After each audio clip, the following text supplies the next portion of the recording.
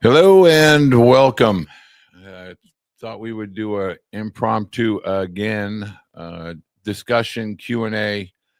Try to get some information out there that is a little bit more foundation based, a little less speculative, and try to allow families to digest what is real and what is an issue or a hurdle for them specifically. And we'll talk about down the road a little bit as well.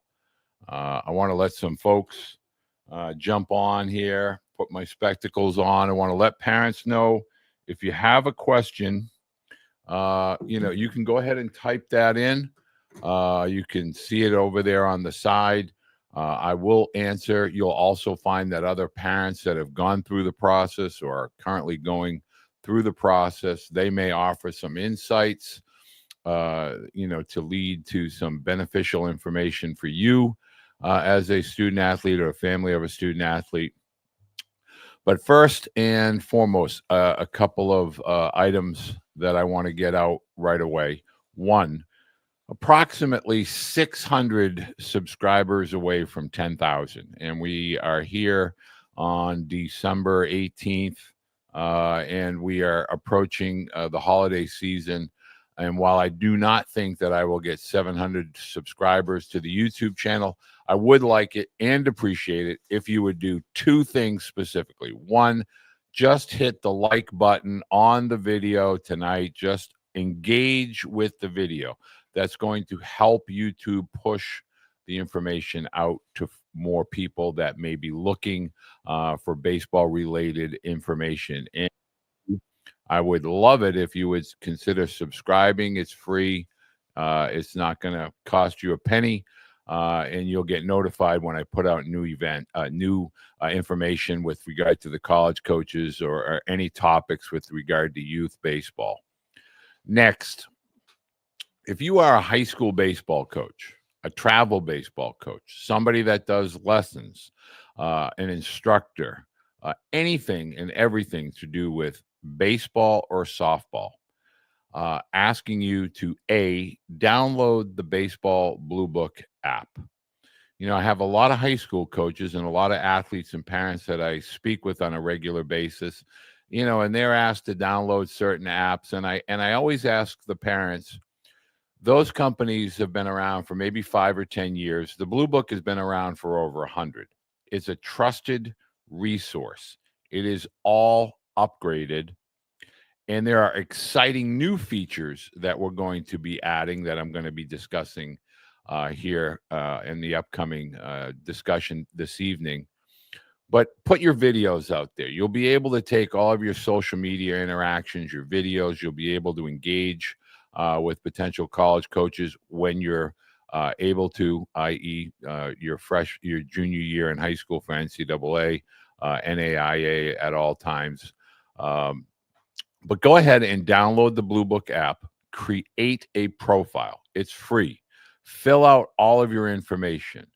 Get on the radar. And as we begin to discuss different topics, you can enhance your profile on the Bluebook. And more importantly, one of the exciting features that is coming in 2025 is I'm going to be evaluating a lot of the videos that the student athletes put out there and kind of give my take. Also going to be inviting college coaches at different levels of college baseball to do the same so that you can begin as a family to understand your floor and your ceiling, what you're working towards as a potential college student athlete. So I encourage you as a high school coach, a travel coach, have your teams go in, create your profile. It's free. Put all your metrics, all your analytics, Rapsodo, TrackMan, all of the information that you feel is relevant that you want to make sure that college coaches see. Conversely, when college programs are having camps, instructional camps, you can follow those colleges that you have an interest in. You can find out what their camp schedules are. And so it is a LinkedIn of the sports of baseball and softball. So you can begin to interact when you're looking for college opportunities. You can interact with regard to trying to find coaching opportunities if you're a high school or travel coach. Anything and everything, if it has to do with baseball or softball, it has to be in the Bluebook. So make sure you download your profile. So now, over the last, let's say, 48 hours, word began to spread that, there was a decision that we had talked about. I had talked about almost a month ago with regard to the Vanderbilt quarterback who was applying through the judicial process to get a year of eligibility back that he had gone through Juco. And in today's world with the name, image, and likeness, he felt that it restricted his opportunity to earn income. And so therefore, he petitioned the courts. And I want to discuss that with parents. The first thing that I want to get and make explicitly clear, because I feel, social media platforms, we read the written word and we don't understand context. And I want to make sure that parents understand this is an injunction that has been granted to one student athlete, and it does not affect all of college athletics today in December of 2024. Will it have ramifications? I believe it will. I think it will open the door for other athletes to petition not only the NCAA through the court system, but I believe it will force the hand of the NCAA in some capacity. Now, I want to make sure that everyone understands this isn't going to become a race to get to the Juco roster spots. It's not going to say that the sky is falling and there's not going to be any room at the end. I think as a whole for families, the first hurdle that you need to kind of come to grips with, that we have to get over, around, under, is that the landscape is changing. That does not mean it's going to prohibit or be anti-high school student athlete. What it does mean is that the emphasis now falls, or the impotence now falls on the high school athlete to ramp up and be better prepared, as we have discussed on numerous occasions, to compete with the current college baseball landscape, which is older and stronger. Now, the number one thing to take away for athletes is that college baseball coaches are not the enemy.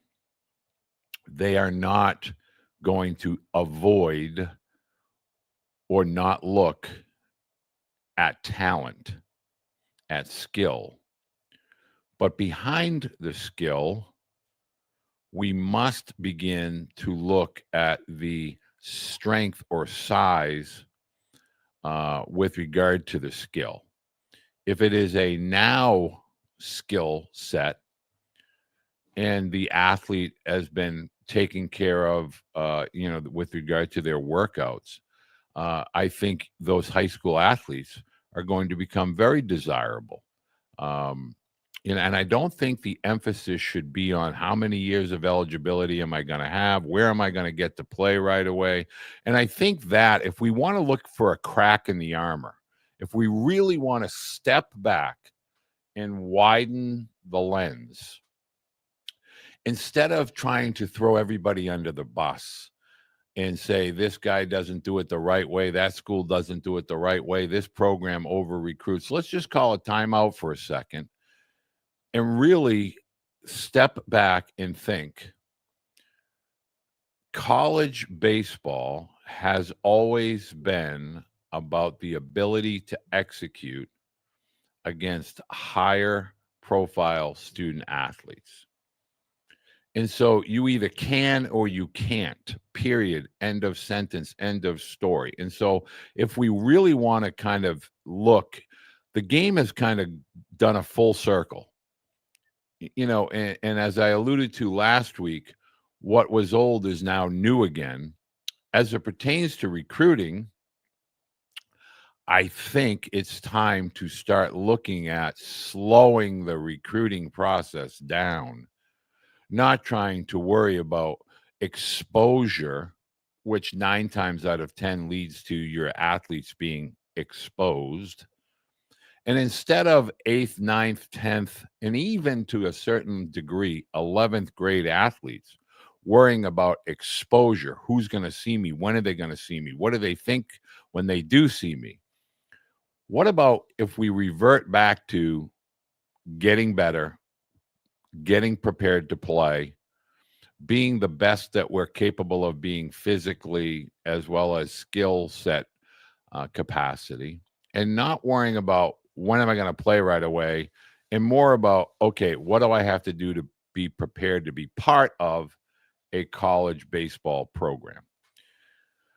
And we can spin the wheels and we can talk about the travel ball. We can talk about high school. I know there's a big kind of rumble on social media about, okay, let's kind of pass high school season and let's go right to Juco. Let's be like Bryce Harper. I really want parents to understand, and I want parents to really listen. Bryce Harper was like almost a once in a lifetime type of talent. That was somebody that was on the radar from a very young age, advanced physically, advanced skill sets, high ceiling, which he has reached. Not every athlete should be skipping their high school senior year and running to Juco, because you're running into a brick wall for the vast majority of athletes. Are there exceptions? Yes. But, playing in Juco, as I have stated often, is not in any way, shape, or form an extension of high school baseball, not even remotely close. And even if you play for the world's greatest travel organization, Juco baseball is a lot of extremely talented athletes. And those athletes are draftable skill sets. They're skilled athletes. And they are athletes, for the most part, that are in that 19 to 21-year-old window. And I don't think your 16-year-old turning 17 to run away from high school. And I want to kind of digress for a second and say this to parents. When our children are very young, when our children are playing t-ball, they look in the stands, they see mom, dad, and family, and they want to make us as parents happy. They want to be able to have you cheer, and the grandparents cheer, and the kids from 6 to 10 are really, even though we don't talk enough about it, are trying to make parents proud. They're trying to make parents very happy. Conversely, when our children are entering high school, we as parents are trying to do everything to make our student athletes happy. And so we begin to try to micromanage the team, the pecking order. Where am I going to play? What position? Where am I going to hit? What coaches are coming? What kind of track record do you have? Do you develop? And so we're trying to pick a plan to make our children happy, to give them the best opportunity to be successful. And in reality, we could be, as parents, doing more harm than if we stepped back and we allowed our children to live, A, their childhood, B, their teenage years as teenagers in high school. We don't need to skip that for the hope of playing baseball at a junior college, where life is very different. We're missing out on all kinds of things within those high school years. And I really want parents to steer clear of trying to drive the ship aggressively past the ages of 16 through 18 to get into college, the Juco level, and kind of play a stronger competition. That's not what that process is supposed to be all about. And most importantly, if a Juco coach is really being candid and honest with you, high school juniors and seniors are probably not going to be at the top of their wish list with regard to filling in the rosters. Juco baseball is about there are developmental programs that we call them JV programs. There's redshirting that's allowed at the Juco level, and has been for decades, but moving forward, that's always going to be a part of it.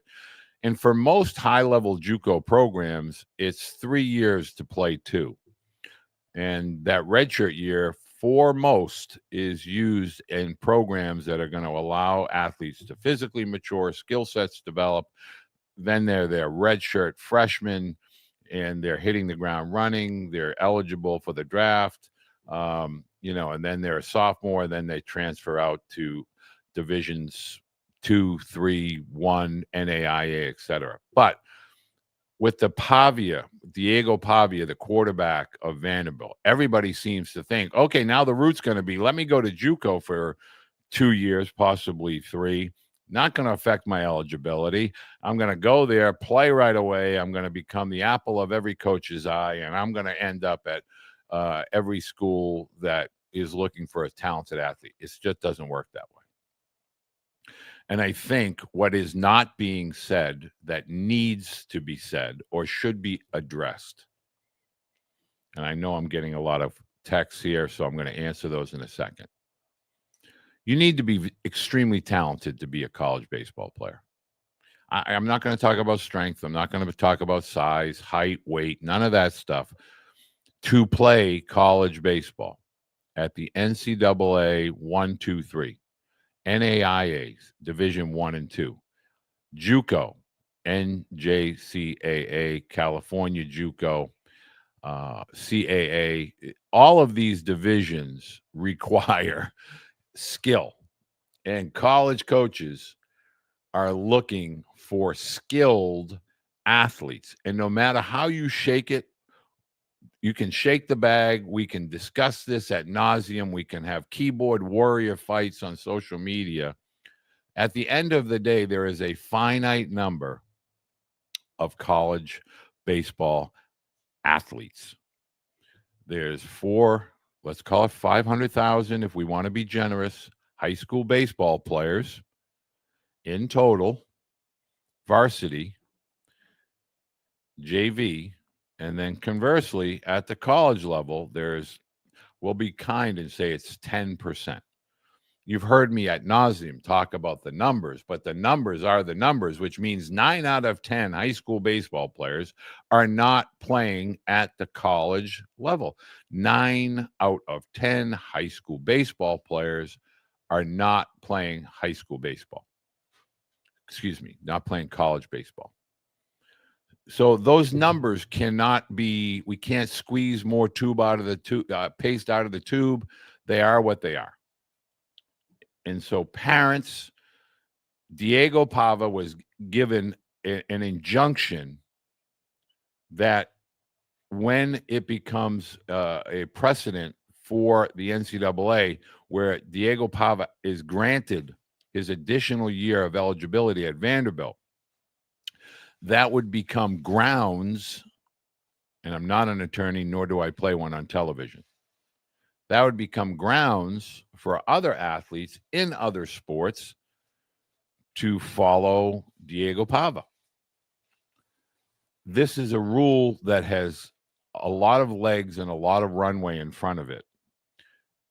I don't want parents to be making snap decisions in 2024 or 2025 predicated on something that may or may not happen. So you have to listen, and you have to read, and you have to research. Okay, Aaron, if it comes to pass that NJCAA will not count against NCAA eligibility, then in your opinion, will post-grad programs still be needed? Okay, this is why we're having this discussion. First and foremost, there are post-grad schools, institutions, academic institutions that have been around for centuries. And then we have what I'm going to call gap year baseball academies, which are relatively new and have begun to spring up. And I get blowback from all the people on social media.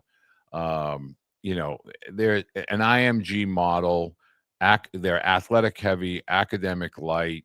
Come here, you're going to get better coaching. We play better schedule. We have better facilities, yada, yada, yada. I'm just telling you two things. One, Juco baseball is suddenly not going to have more room at the end for all of these athletes that think, oh, I'll just go to Juco and I'll play and it won't count and I'll grow up and I'll get bigger and stronger and then I'll be ready. It can't work that way because there's already the high school conventional athlete going through Juco, and Juco serves a purpose. It's not going to suddenly create more slots for athletes to go play athletics at the Juco level and then just stroll into the NCAA or the NAIA. And oh, by the way, the real big winner in this is NAIA. And I will tell you my opinion a little bit later here. But NAIA athletics are most importantly, much, much better than athletes and parents think. Just because you may live in the Northeast or the Midwest where NAIA is not an active area for NAIA baseball specifically. I live in New England, Massachusetts, and we have Fisher, which is an NAIA program. But when we look in through the Southeast, the Southwest, you can find tremendous college baseball at the NAIA level, and they don't have any of this NCAA restrictions and recruiting time parameters. It's a much different animal.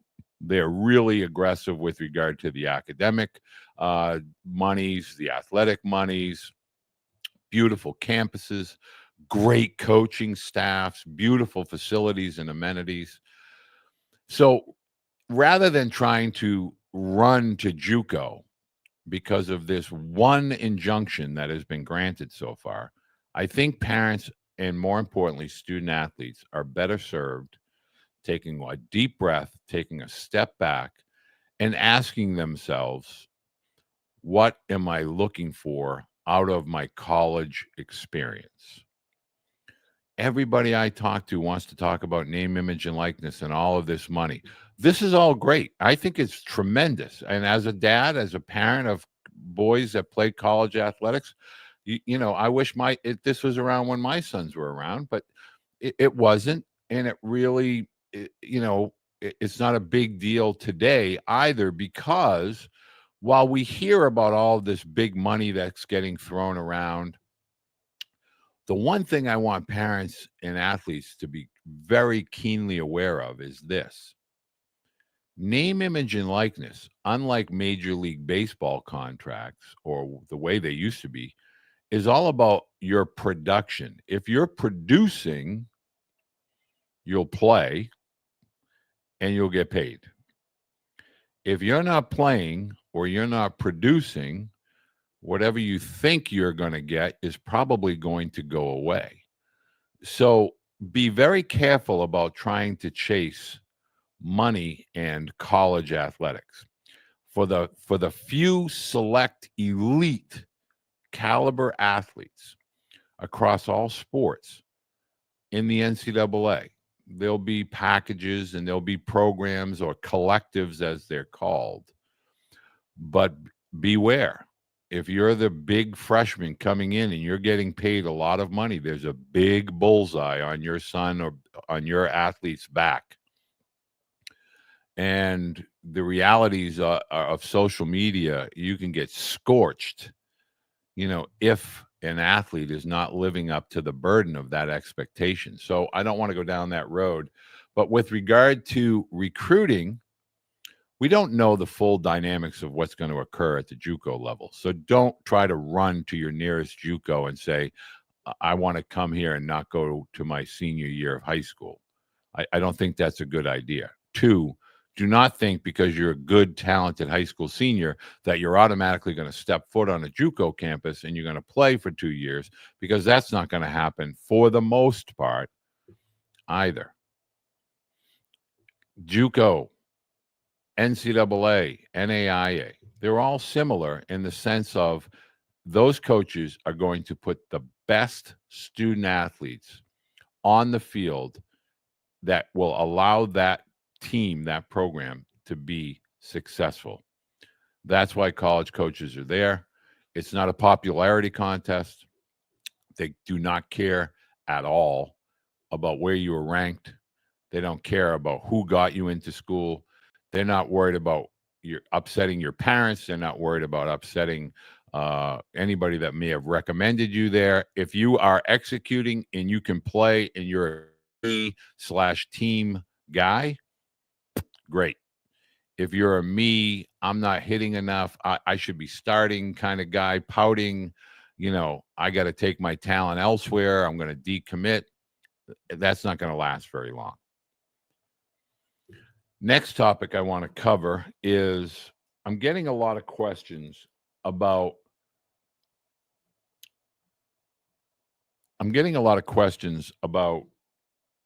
the decommitting of athletes. And when you look on social media, X/Twitter, Instagram, TikTok, and we have athletes decommitting, I'm walking away from school X, I'm grateful to the staff, et cetera, et cetera. Is anyone going to ask, how did you end up in that situation to begin with?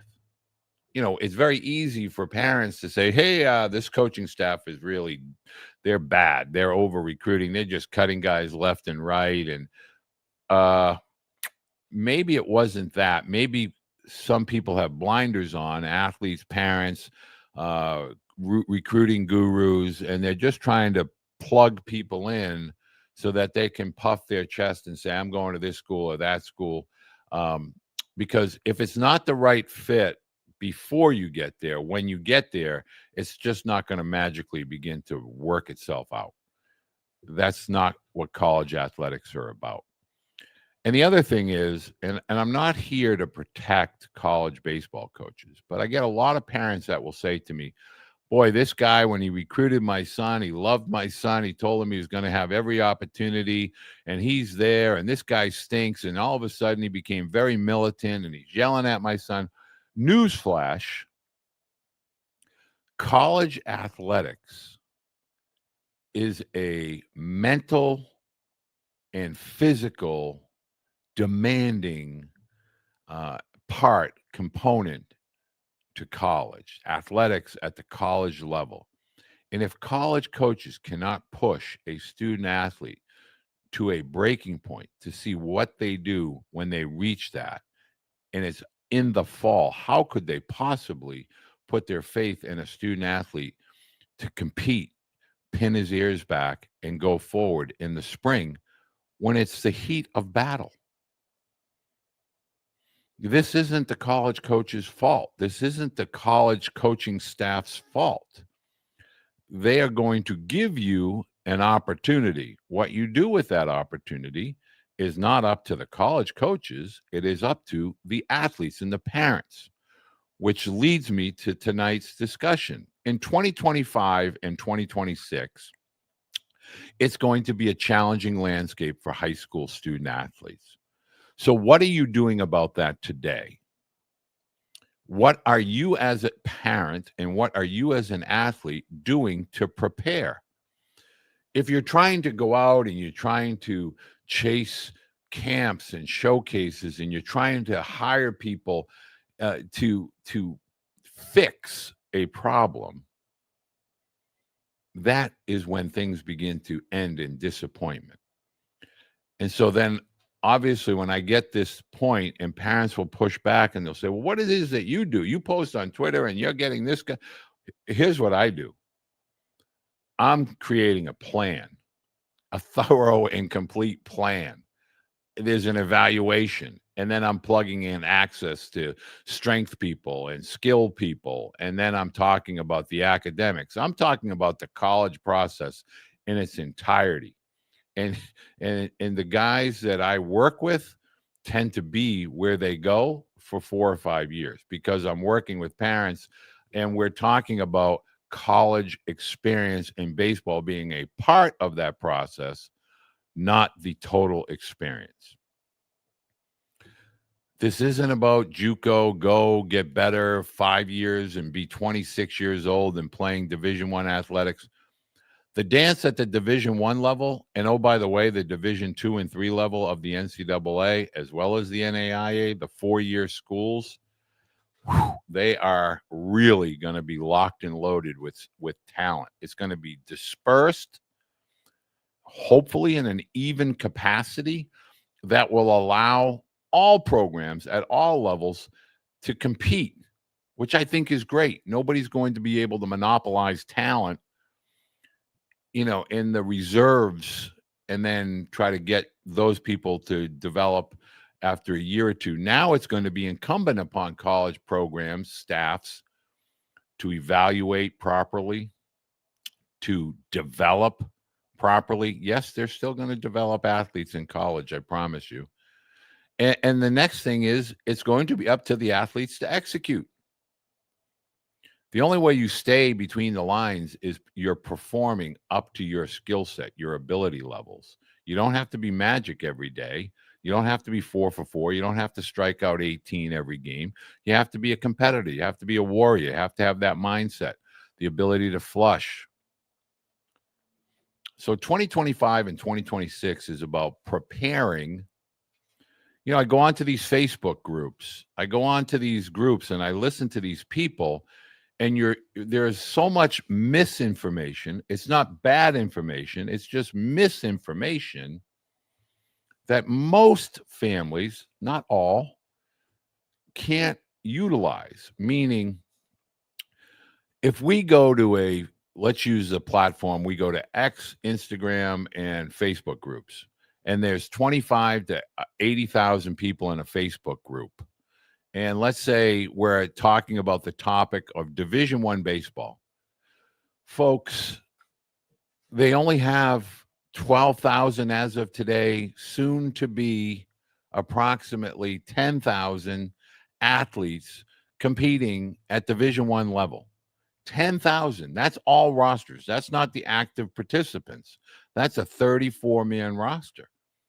Of that 34, maybe let's go with half are active participating. So we're talking about 4,500 to 5,000 athletes at Division I. Why should we be? All we're talking about is I'll go to Juco and then I'll go Division I. No, you won't. And here's the other thing: Division II. Go check out a Sunshine League, a Sunshine State Conference baseball game. Go watch Nova Southeastern. Go watch Southern New Hampshire. Just go watch them play.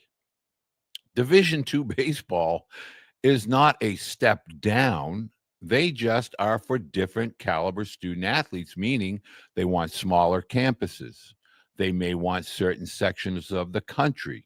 That's why the Sunshine State, which is Florida, and the vast majority of people within the Southeast, that's why those schools are there. That most of the Division II schools are in certain pockets.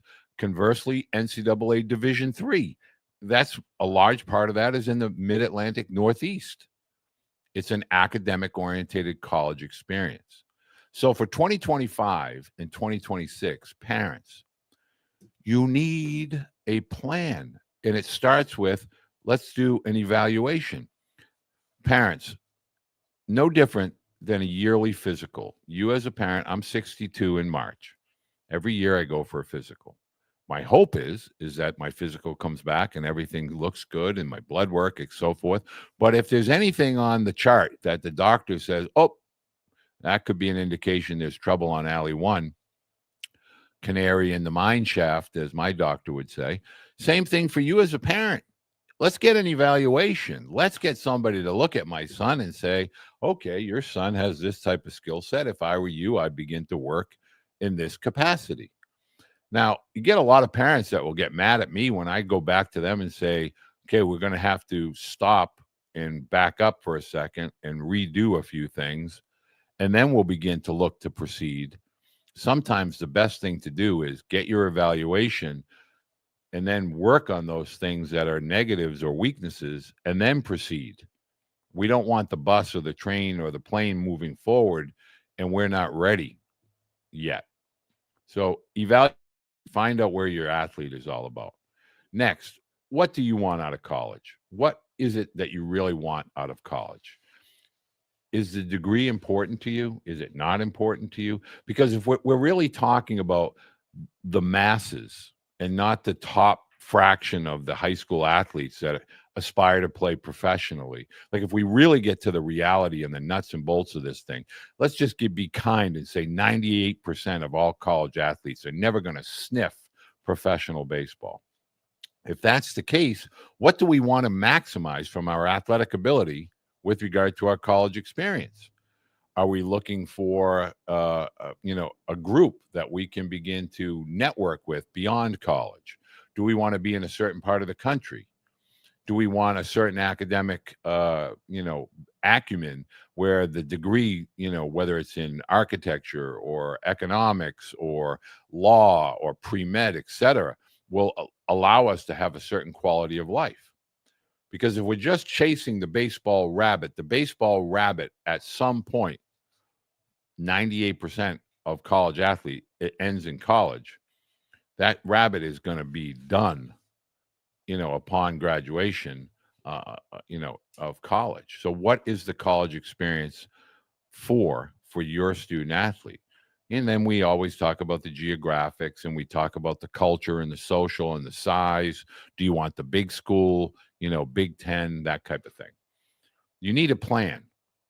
And then you need to be able to take action steps within your plan. And you need to have that guidance, those rails that will allow you as a parent or as a family or as an athlete to stay within those rails. You can't just have somebody say, I have placed X number of athletes in college, and I'm going to be able to help your son do the same.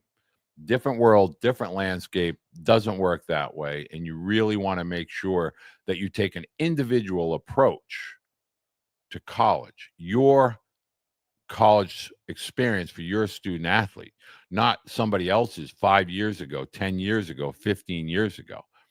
That's not going to work in today's world. So a couple of questions before we, how much will this affect the class of 25? The class of 2025, the class of 25 and 26. Postgraduate schools, I think, are a tremendous resource because I really believe in today's world, we're in such a rush to push our athletes through these school systems, just predicated strictly on sports and the potential that what sports may begin to offer our student athletes. And we miss out on all the life moments and opportunities. And I think, when I'm 35, I can't go back to being 34. When I'm 62, I can't go back to 55 or 50.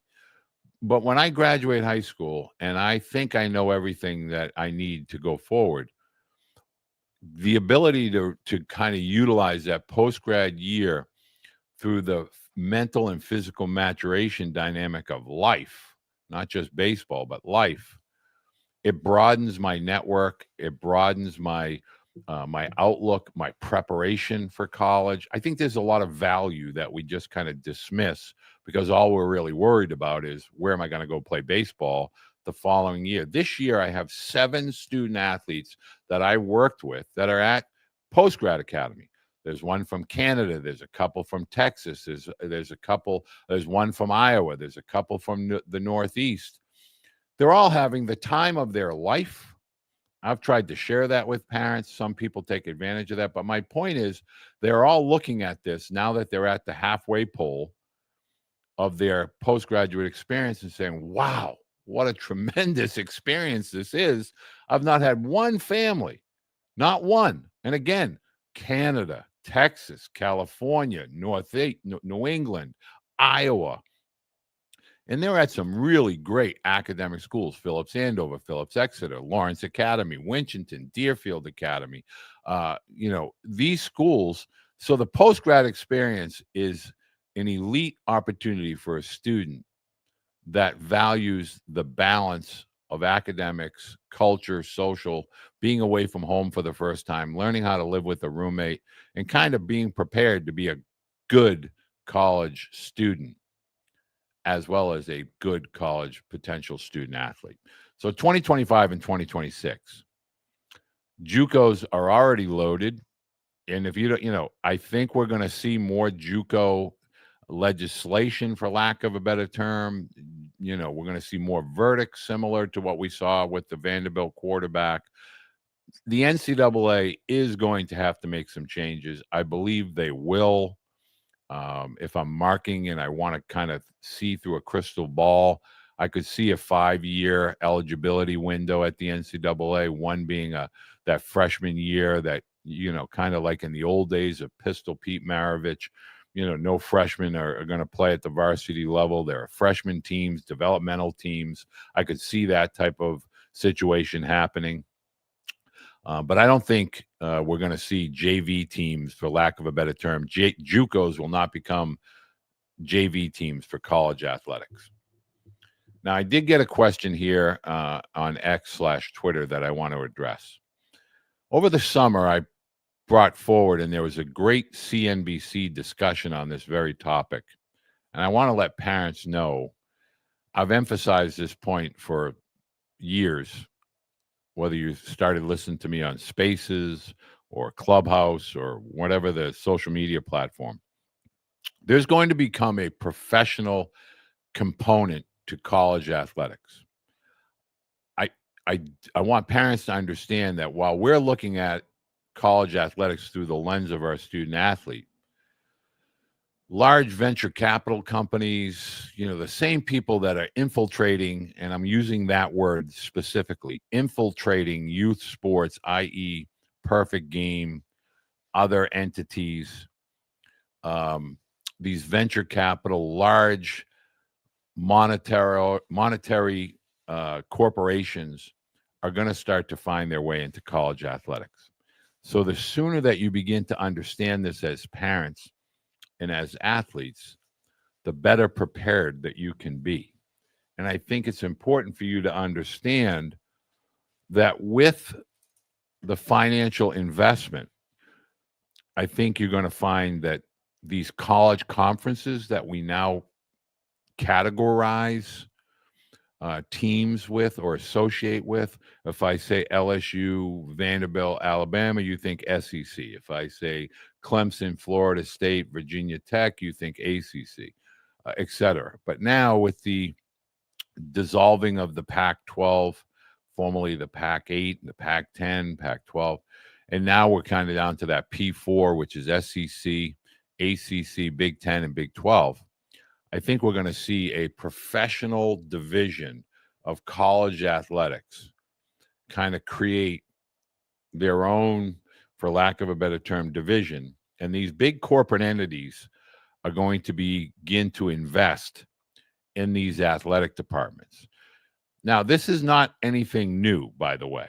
And I'm going to give you an example. For instance, several coaches, LSU, for example, the LSU head baseball coach is not paid by the state of Louisiana, Louisiana State University. The state of Louisiana is not paying Paul Maneri J. Johnson. That is a different entity that is paying the head coach. There are athletic collectives. There are athletic boosters, name, image, and likeness collectives.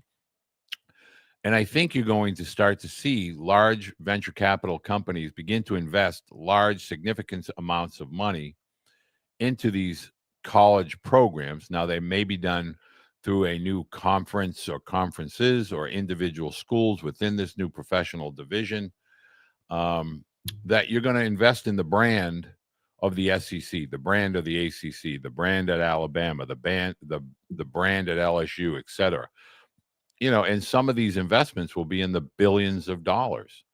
And in some cases, some of these schools are going to go out and the compensation for these athletes. So my point of saying all of this is to tell parents, do you really want your 18 or 19-year-old to be propelled and pushed into this world where there is big money and there is big expectation from the boosters, from the fan base, from social media? And then if they're not prepared and they fall, will they ever get another opportunity to go in? So there are all of these changes coming for the 25 and 26 class. So my thought process with high school athletes in 25 and 26, one, take a deep step backwards and look down and make sure, what are you looking for from the sport of baseball or college athletics? What are you looking for? What does the school look like to you? All of the dynamics that we've already discussed ad nauseum: size, geographics, academics, all of that kind of thing. Do you want to be really far away? Do you want to be warm weather? What does it really look like? Because at the end of the day, if an injury were to occur, which nobody wants to talk about, I see all these posts and we're all pointing people in different directions and we're all fascinated with metrics and analytics, but we're not talking about what if your athlete gets hurt? Then what?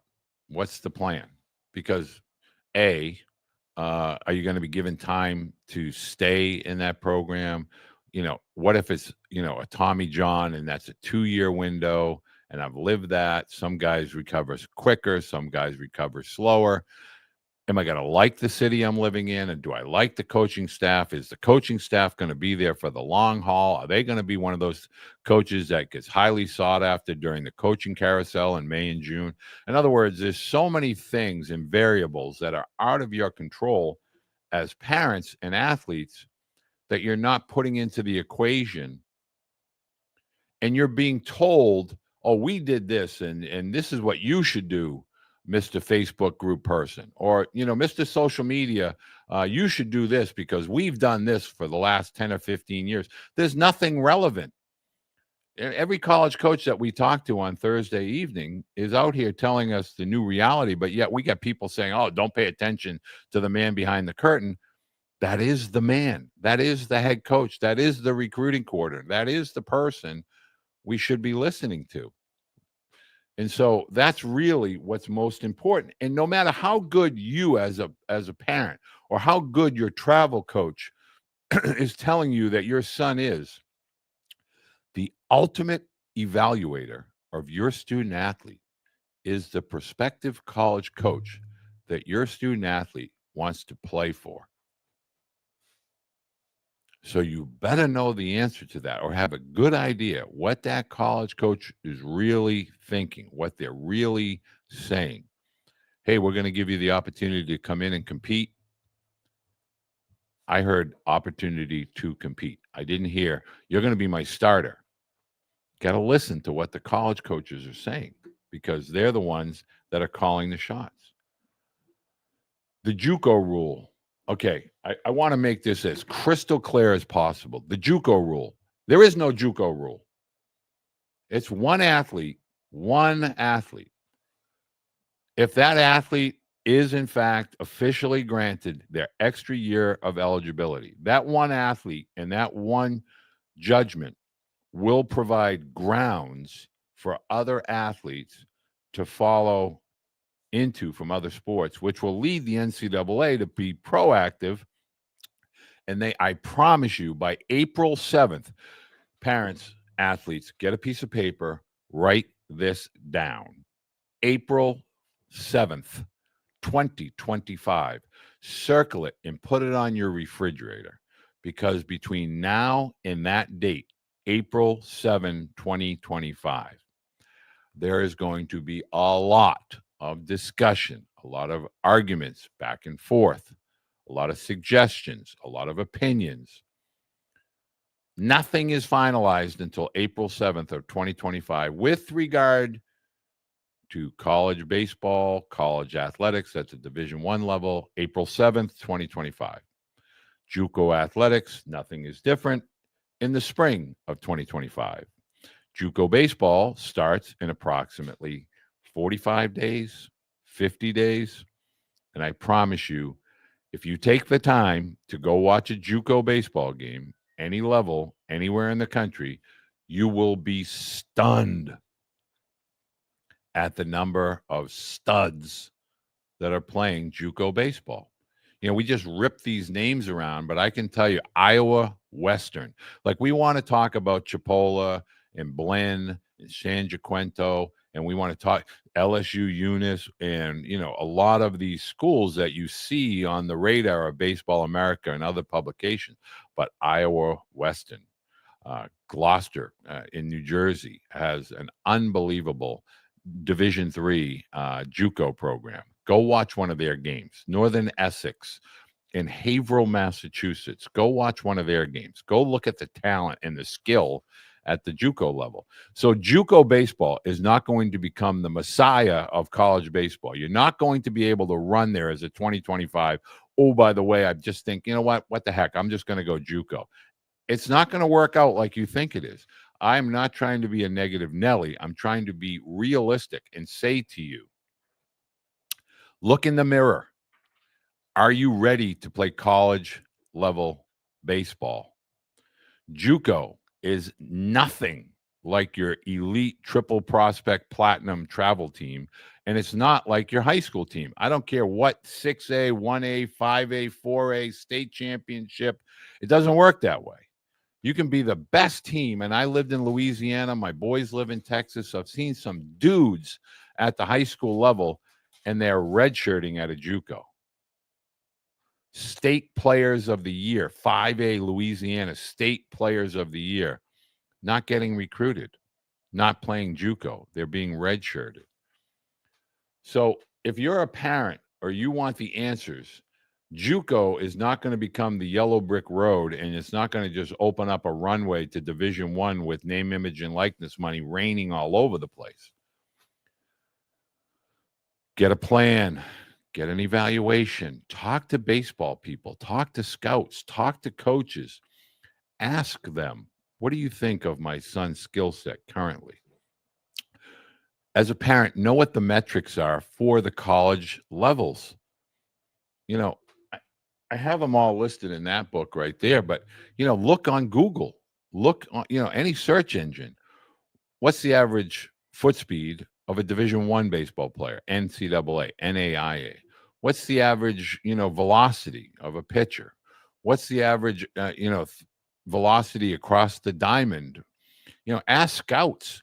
Major league scouts are probably the most, what I feel, most undervalued resource that we can have as parents that we don't tap. Available in the Baseball Bluebook, by the way. If you just say to a scout, okay, what are you looking for as a scout? Talk to me. Tell me what catches your eye right away. Or as a college coach, hey, I would like to know what catches your eye about a student athlete. What's the first thing that stands out?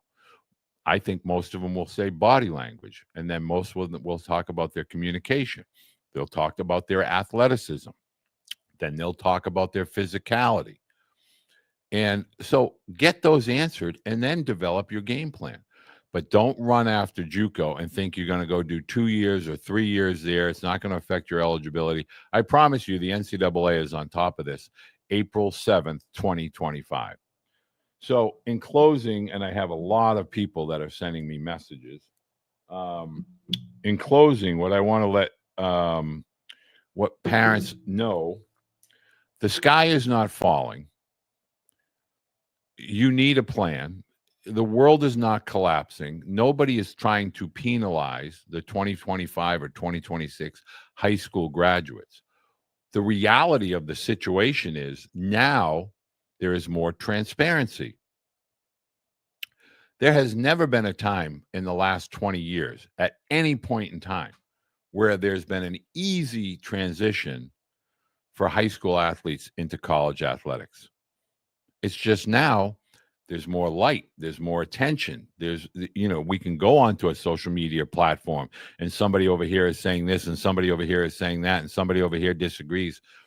At the end of the day, the number one thing college coaches are going to tell you is if you can perform, if you can play, you can participate. If you're not ready physically to play, if you're not ready from a skill set to participate, you're not going to get between the lines. And there's nothing that we can do as parents. There is no return on investment. No college coach is going to guarantee your son's hitting third, playing short for 4 years. It's just not going to happen. What college coaches are telling us is we want the athletes to become brothers. We want the athletes to feel like they're home, like they're part, like they're rowing the boat all collectively as one for 4 years. We're not looking for the guy to come in here that he thought he was the high school All-American. I can tell you many stories of high school All-Americans that never played at the collegiate level. I can tell you many stories of people that were promised, your son's going to be a first through third round draft pick, and they were never drafted. Nobody's trying to purposely hurt anyone. It is a matter of you either can or you can't. And the sooner that we collectively talk as a group about the realities, yes, there is a cap coming. The cap is no different than it was when the roster limits pre-COVID were 35. The only difference is that the red shirt, entitlement, that's going to go away.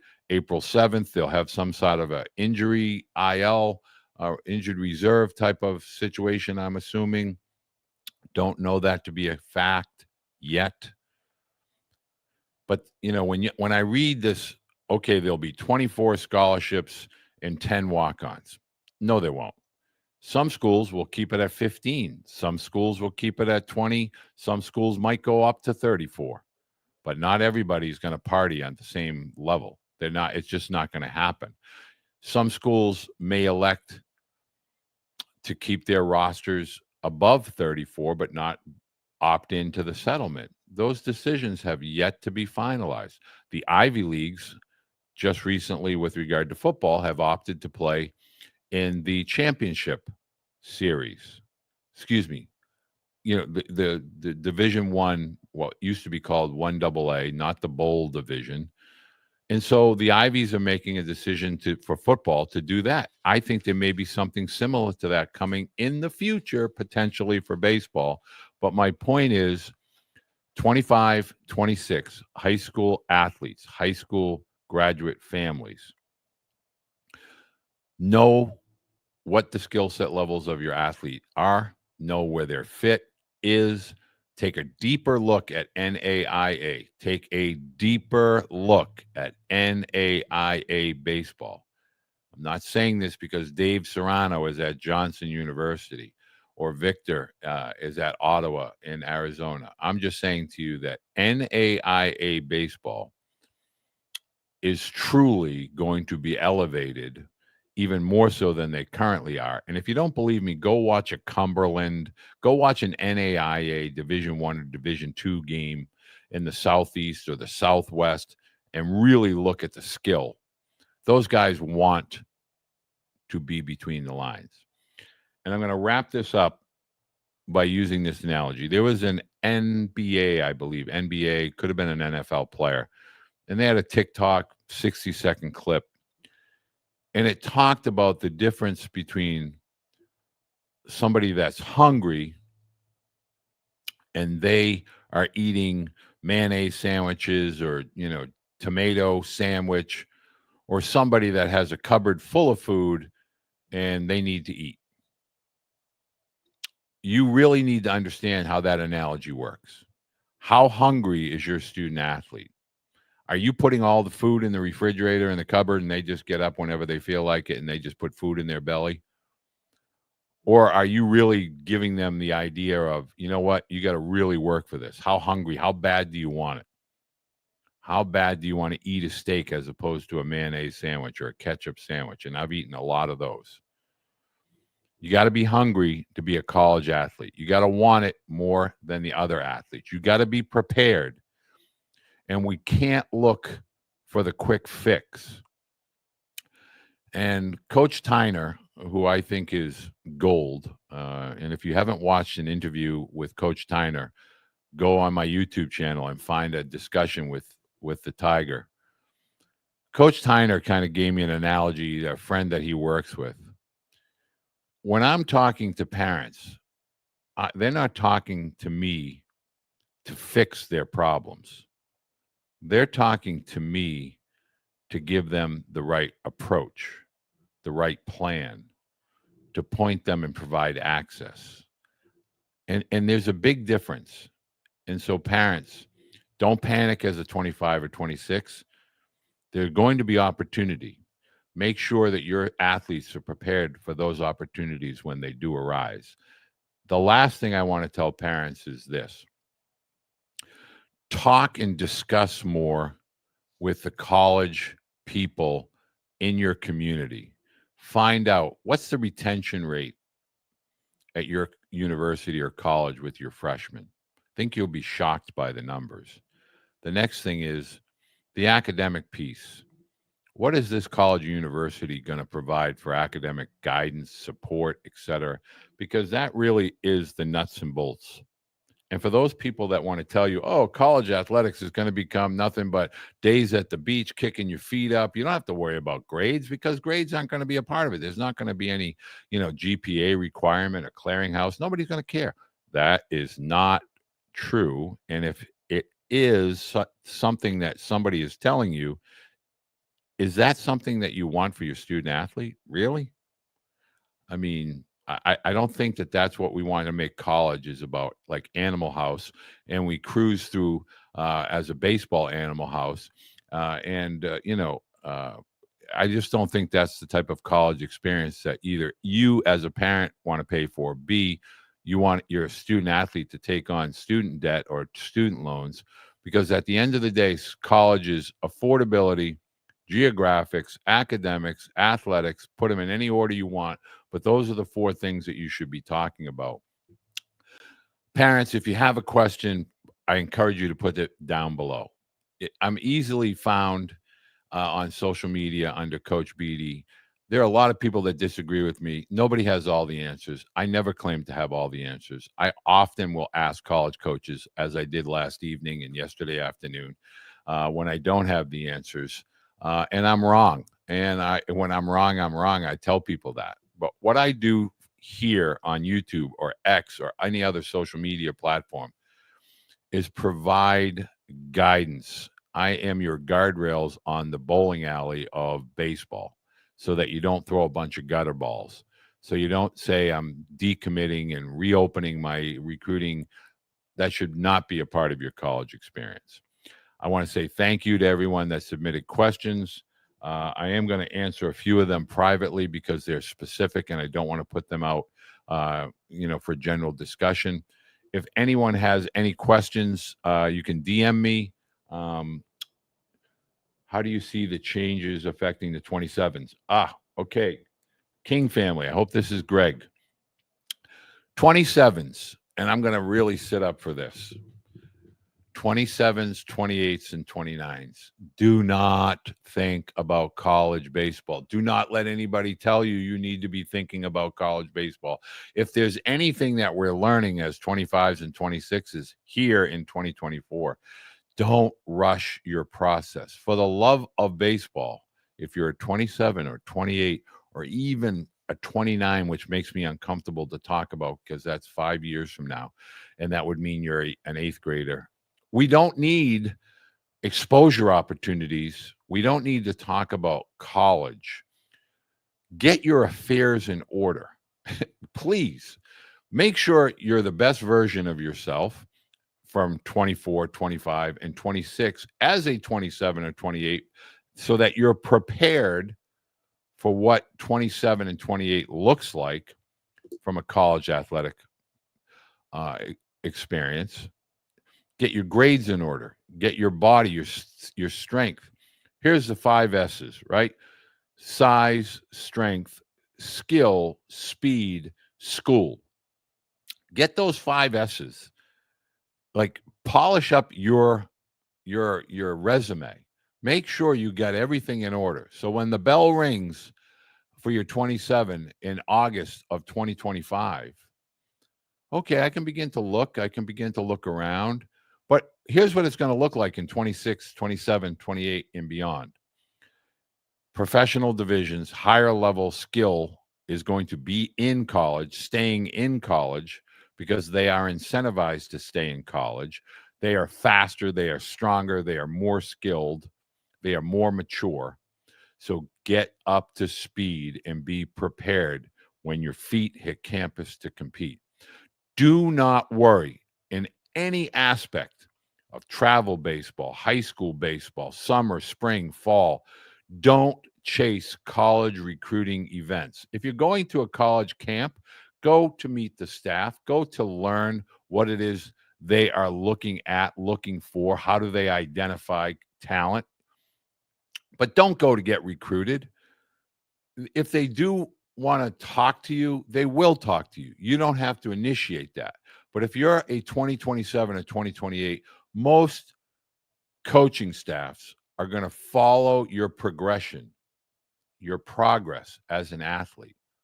So they create a snapshot in the summer of 2025 or the fall of 2025, or in some cases, January 2025, of a 27 or a 28. They create a snapshot and they say, okay, there's some athleticism, there's some speed, there's some skill. Let's see what that looks like over the summer. Let's see what that looks like next fall or the following season. But the onus is no longer going to be, let's recruit that guy. It's not going to happen that way. And as we're seeing with all of these decommitments, coaches and athletes change. They evolve.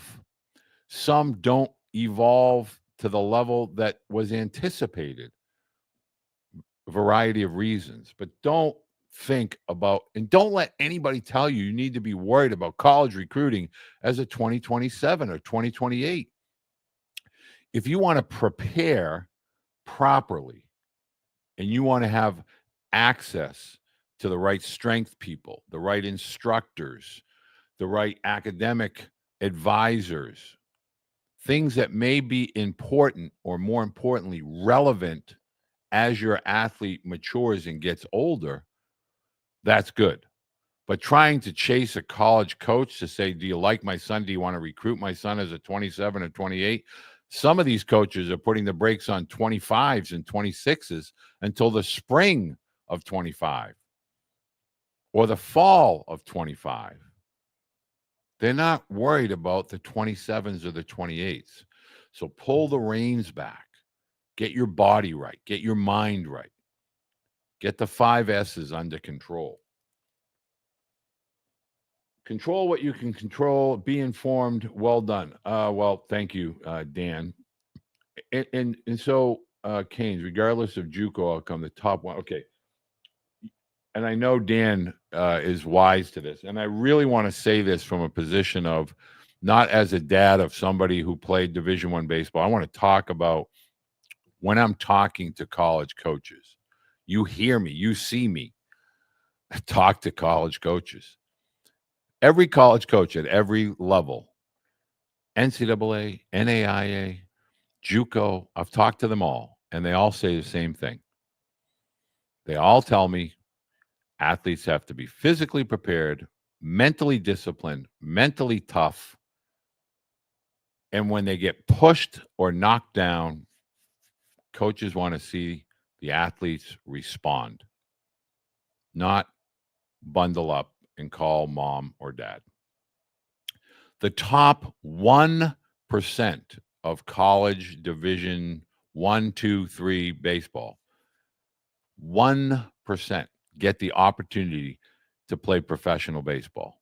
So 99 or 98% are not playing professional baseball. So what are we doing?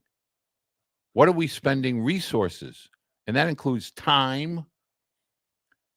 That includes money,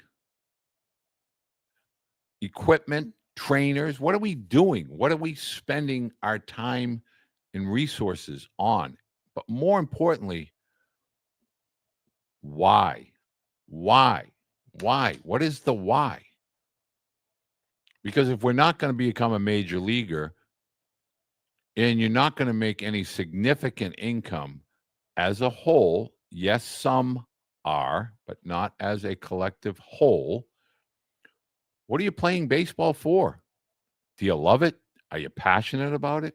Do you like being a part of a team, part of a fraternity? Yes, baseball is a fraternity, because you're going to be a part of that fraternity for 40 years.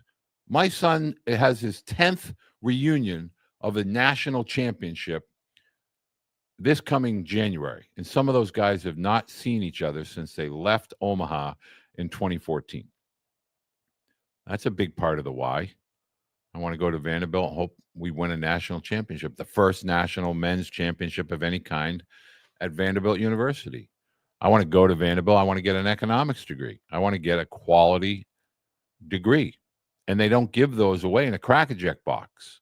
So if I can use the sport of baseball to go to a NESCAT school, to go to a Patriot League, an Ivy League, a good, solid academic institution, has a good engineering, has a good pre-med, has a good pre-law, criminal justice, all of these majors, because in a big boy world, we have to remember, as parents, our children are going to become, we hope, spouses, parents, employees, employers, entrepreneurs, and college is a part of the foundation of that future for our student athletes.